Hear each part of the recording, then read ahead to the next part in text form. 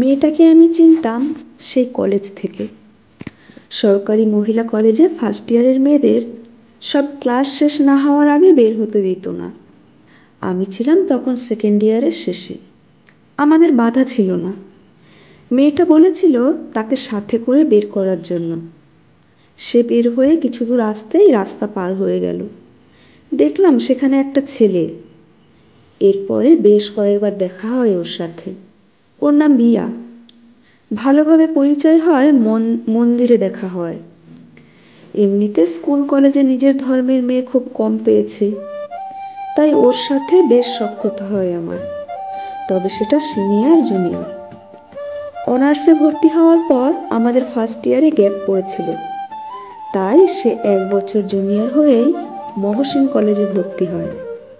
বাণিজ্য ভবনের পাহাড়ে উঠতে গিয়ে অনেকবার দেখা হতো। হেসে বলতো, কেমন আছো দিদি? আমি তো বেশ ভালো, তোর কি খবর? সে ছেলেটার সাথে অনেকবার দেখেছি কলেজের ঢোকার মুখে বসে থাকতো, যেখানে সবাই একবার হলেও বসতো কলেজে গেলে। আমি বিয়ের পর তেমন কলেজে যাওয়া হতো না। পরীক্ষার সময় মাথায় সিঁদুর দেখে অভিযোগের সুরে বলেছিল, দাওয়াত দিলে না কেন? আমি উত্তর দিয়েছিলাম, কিছু বিয়ে হয় যেখানে নিজে কাউকে দাওয়াত দিতে ইচ্ছে করে না রে। সে কথার অর্থ বোঝেনি।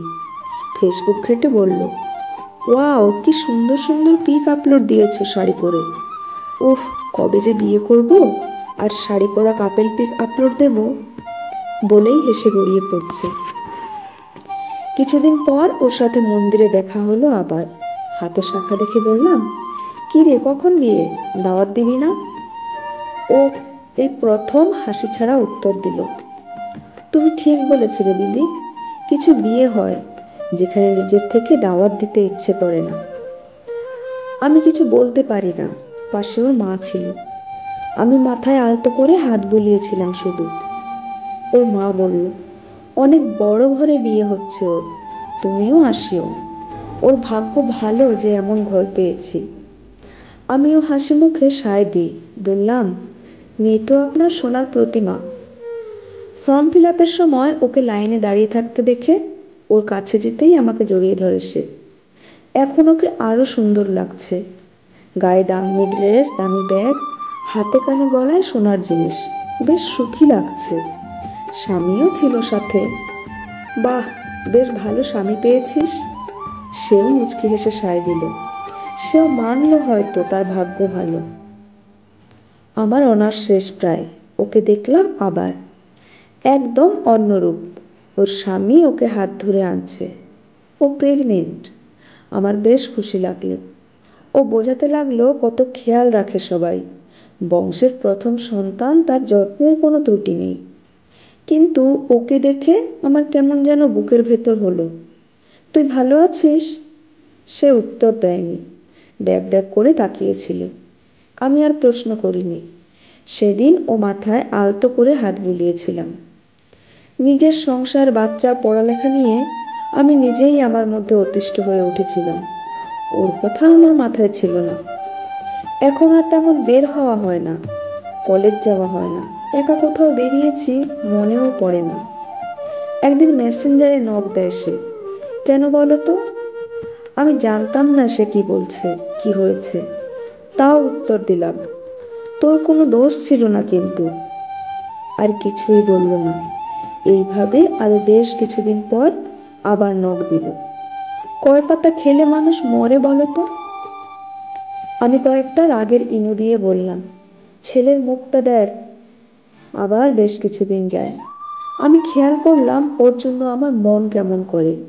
ওর প্রোফাইলে ঘুরি, রাগের, দুঃখের, অভিমানের পোস্টগুলো পড়ি, বোঝার চেষ্টা করি, কমেন্ট করি। বেশ সুন্দর সুন্দর কভার ফটোতে সাজানো আইডিটা, কাপল পিক, ফ্যামিলি পিক। বেশ সুখী লাগে আইডিটা। আর একদিন রাত 3টার সময় কল করে চুপ করে থাকে। আমি বলি, কাঁদছিস কেন? আমার কি একটুও সম্মান নেই বলো? একটু কি যোগ্য না? ভালোবাসাটা কুড়িয়ে নিতে হয়, সবটা দিয়ে আদুলি পাই কেন? আমি জানি এই কথাগুলো কোত্থেকে আসে। আমি নিজেও ভোগ করেছি। হয়তো আমারও অন্যদের মতো মনে হয় এটাই নিয়ম, সবাইকে ভোগ করতে হয়। আমি বলি, ঠিক হয়ে যাবে সব। ইদানিং ওর জন্য আমার চিন্তাটা বেড়েই চলে। সারাক্ষণ ওর জন্য মন কাঁদে, ওর মুখটা ভাসে, বুকের ভেতর জ্বলে, যেন কোনো প্রেমিকা আমার। ওর জন্য এই টানটা কোনো পারিবারিক টান না, জানি না কি সেটা। আমি এখন রোজ ওর খবর নিই, মোটামুটি সারাক্ষণই কথা বলি। কথাগুলো বান্ধবীর মতো না, আবার খুব বয়স্কদের মতোও নয়। তাও শুধু ওর জন্য অনলাইনে বসে থাকি। তা দেখে আমার হাজবেন্ড আমাকে সন্দেহ করে বলে আমি আমার পুরনো প্রেমিকের প্রেমে মশগুল। এক রাতে রিয়া আমায় বলে ওর গায়ে হাত তুলেছে তার স্বামী। আমি ভীষণ কষ্ট পাই, বলি পালিয়ে যান সে ছেলেটার সাথে। ফুল অবহেলায় ফেলে দিয়ে আবার কুড়াতে গেলে পচা গন্ধ ছড়ায়, ভালোবাসা না। এইটাই চাই, একটু সম্মান চাই বিশাল এই অট্টালিকায়। মুখোশের আড়ালে আসল ভালোবাসা চাই। বললাম, তোর পরিবারের ওরা জানে বাপের বাড়ি চলে যা? ওরা সব জানে, কিন্তু ওদের সামনে প্রশ্ন তোলেনি কখনো। যদি আবার গিয়ে পড়ি, হয়তো তুলবে একদিন, যেদিন উত্তর লাগবে না কারো। আমার মনে হয় তোর আর আমার জীবন এক কালিতে লেখা, তাই খুব বেশি অনুভব করি। আজ সকালে নিউজ ফিডে ওর ছবি আসছে, সবচেয়ে বড় মন্দিরে ওর শেষ অনুষ্ঠান। আমি জানি না আমার কেমন লাগছে, কিছু অনুভব করতে পারছিলাম না। সবাইকে সব গুছিয়ে দিয়ে বললাম বের হব, আমার একজন মারা গেছে, সেখানে যাব। সবাই একসাথে বলে উঠল, এ মা, ঘর ভর্তি এত মেহমান আজ। আমি উত্তর দিলাম না, জানি না কি চেপেছে মাথায়। কখনো এইভাবে বের হইনি, বাচ্চাকেও রেখে এসেছি। কারো মতামত না নিয়ে শুধু জানিয়ে বের হলাম এই যে আমার এক দুঃসাহসিক কাজের মধ্যে অন্তর্ভুক্ত। আমি টলতে টলতে পৌঁছলাম, চারিদিকে যেন উৎসবের আমেজ। বড় বড় ব্যানারে শোকের ছড়াছড়ি, সব জায়গায় বিশিষ্ট অমুকের পুত্রবধূ, বিশিষ্ট তমুকের সহধর্মিনীর অকাল মৃত্যুতে। ওর নাম কোথাও নেই, এই ও যেন এক প্রচারণা ওর নামে। আমি ওর সামনে গিয়ে দাঁড়িয়ে থাকি এক দৃষ্টিতে।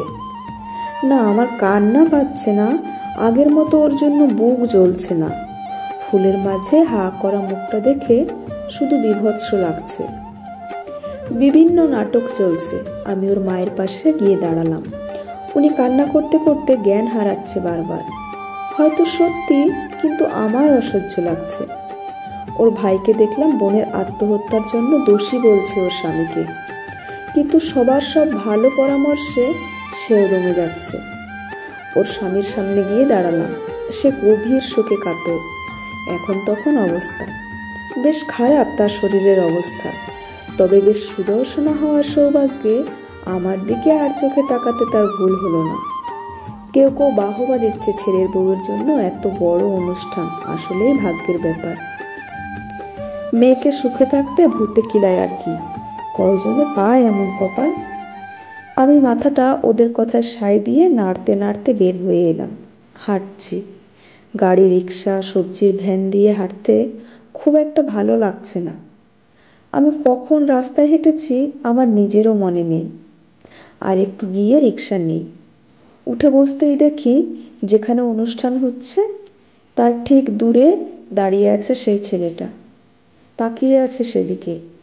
না, আমি ভুল দেখিনি, আমি চিনেছি। রিয়ার মৃত্যুর জন্য সবাইকে দায়ী মনে হচ্ছে। এমন তো হয় না যে কেউ হঠাৎ করে টুক করে আত্মহত্যা করে। পরিবারের সবাইকে একবার হলেও জানায় মেয়েরা। তারা আসলে তখন ভালো চায়, ভালো থাকুক, তাই তারা চুপ থাকে। কাউকে বোঝাতে চায় না, কেউ মানতে চায় না। ভালো নেই, ভীষণ রকমের ভালো নেই মেয়েটা।